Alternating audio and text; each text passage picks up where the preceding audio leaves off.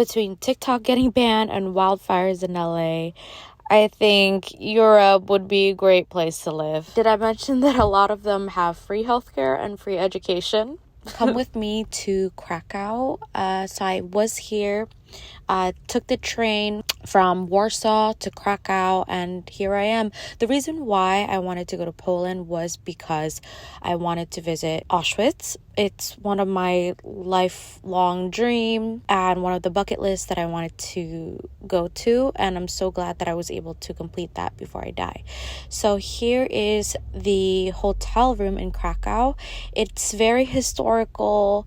It fits the 1930s, 1940s vibe, and we were right across from the church and also a few blocks away from the old town where you'd have the Christmas market. And one thing I miss about Europe is definitely their mulled wine, the hot wine. It is so good. What I love about this room, this hotel room, is the bed separating the living room area. So that's a plus. And my cousin wanted to complete her 10,000 steps. So here we are taking the stairs instead of the elevator. And it was during Christmas time. So it was decorated with the Christmas trees and the lighting. And it was so beautiful. And now the first night we were there to get sushi and some noodles. So funny because the sign in front of the restaurant had a bunch of food items, and then like right on the right corner there's a picture of a dog. So I'm not sure why it's there, but it's cute. And the food turned out to be so good. So I recommend you guys to Yelp if you are out of the country and don't know what to eat. And then next we went to get coffee and some tea at this lounge area. It was very packed too, but we got it to go because we wanted to explore the market. And you see how they had a horse carriage, and it just felt very European, and you felt like you're in a castle. And this was the town square. And that night we wanted to go into Zara because we needed more clothes, and I didn't get anything, but I heard it was cheaper in Europe, which it is true. So if you guys want to go to Europe, go to Zara. They have amazing stuff and even more options. So this is the Christmas market. We were on a hunt for a mulled wine. Then we came back to the hotel room and I did some work, and I just wanted to show you guys this telephone that works, so you could contact the hotel lobby, but it works and it's freaking cute. And then this is the next morning. The following morning we woke up pretty early, and this was such a big day for me because we are going to Auschwitz. And I had booked a tour, and tell me why I got scammed. But I'll get into that later. This was me showing you guys the lounge area. It is very old school, as you can see. A lot of the pictures you see on that wall look like it was from, let's say, the wartime, with people wearing like army outfit. So yeah. Literally my lifelong dream is coming true. So lifelong dream. So we're leaving to the tour, people. So let's take a walk. Only 12 minutes. Bye. This was me feeling the coldness. It was freezing, and we woke up pretty early. I had a tour booked to get us from Krakow to Auschwitz. They had the audacity to confirm the day before, but when we showed up to the place, they weren't there, and I had to talk to the hotel lobby because we were supposed to meet up at a checkpoint, and they had no clue what I was talking about. And so when I called their customer service, nobody picked up, and oh my god. But anywho, we ended up going there by train. It was like 2 hours away. I was scammed for my tour. It looks legit too. And then we took the train. Yes, it does. Never heard of that. But they had a chat group and a review. I read a lot of the reviews. And then the train was crazy. Oh my god. We literally spent extra money. But good thing the tour is free now and we can go in. Okay, bye. We had arrived at Auschwitz 1, which had a lot of the artifacts, and also the camp is still standing as well, but it wasn't open until 12 o'clock. So there is a bus that could take you to another Auschwitz camp. It's called Auschwitz 2 Birkenau, and this yellow bus that's coming right now would take you there. Recommend going to both.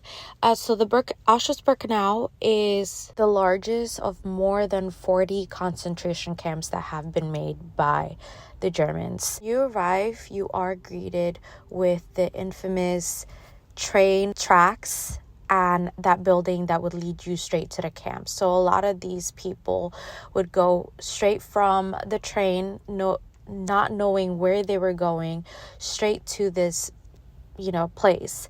And a lot of the old buildings, they had to torn down. Like a lot of the old tenants that used to live in that neighborhood, they would be evacuated out of their control, and this is where they would build this new camp. As far as the prisoners who has arrived, we're told to go right or left. If you go to the left, you're safe, you live, and you are directed to one of these barracks, and this is where they go to the bathroom, those little holes. This is the place they would sleep.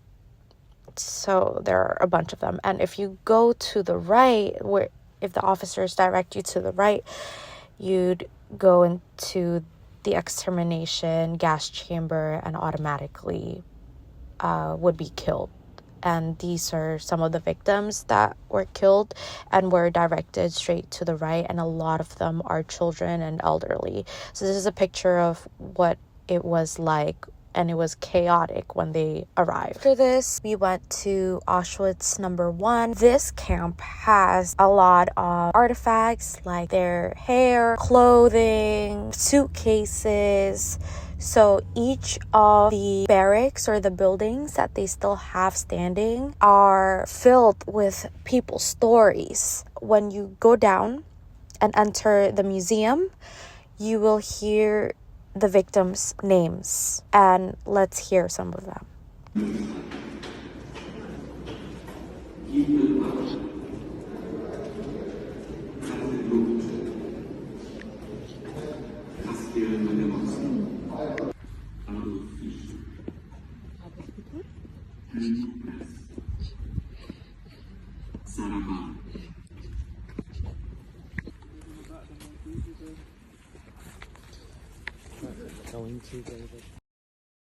As we've arrived outside, we were greeted with this infamous sign that's translated to "work will set you free," which is such a lie because most of them did not come out alive and they had to work until their death. So this sign has been very famous across many documentaries and films.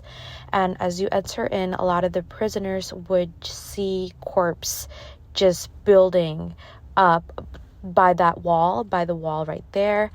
And the sign says that the corpse of prisoners shot while trying to escape were often displayed here to warn others.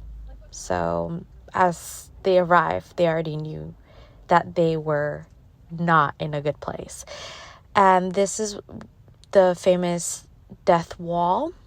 And now we are walking inside the very first experimental gas chamber, and it was actually underground. But we're gonna head to another gas chamber that was even bigger, that was outside, and it was away from the camps.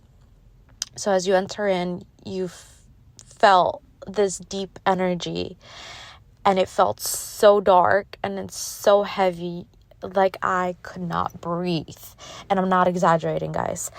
So this is the gas chamber, and a lot of people were in there, and you see how big it is. They would fill people up in there. And this is the cremation room right next to the gas chamber. While they were waiting to be executed, they had to stay here, and I see a lot of finger mark people clawing, and I see names. And after the concentration camps, I had to drink a Prosecco and had some kebabs. It was actually really, really good. It had fries with the white sauce, red sauce. It was so good.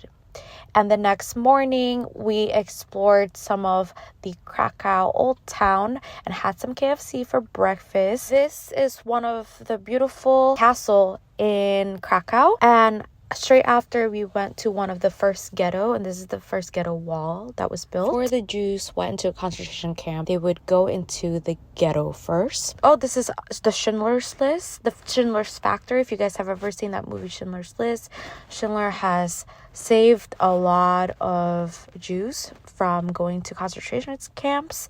So instead of going to a concentration camp, they would go here to work.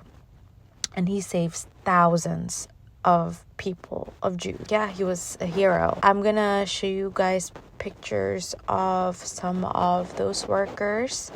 I didn't go inside because I just wanted to see the outside and also the neighborhood. A lot of these people would go to work, go from the ghetto and go to work. And a lot of these people are young children, maybe preteens. So Schindler was a hero, and he's not even Jewish. He was a businessman and he wanted to save others. And then we went straight to the area where they had synagogues. So this was pre-Holocaust, and Krakow is known for a big Jewish community. This right here is the first ghetto that was made, and it was only 3 blocks. So out of this big town in Krakow, they had to just squeeze thousands inside 3 blocks of ghettos. I was able to learn a lot about the people's stories and how heroic they are. They were trying to escape, help others, and just have this amazing community. Then after this night, we went to go to sauna and a spa and ended the night with some wine and karaoke.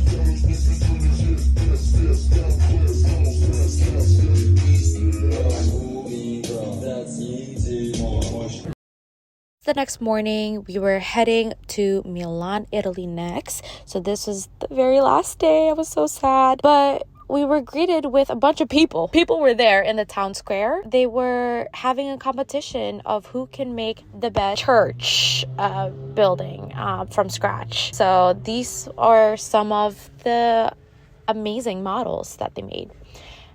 And I explored some more Christmas market. And then went to one of my favorite restaurants ever. I had the best pierogies in the world. I literally saved this food and took a takeout. Flew to Italy, okay?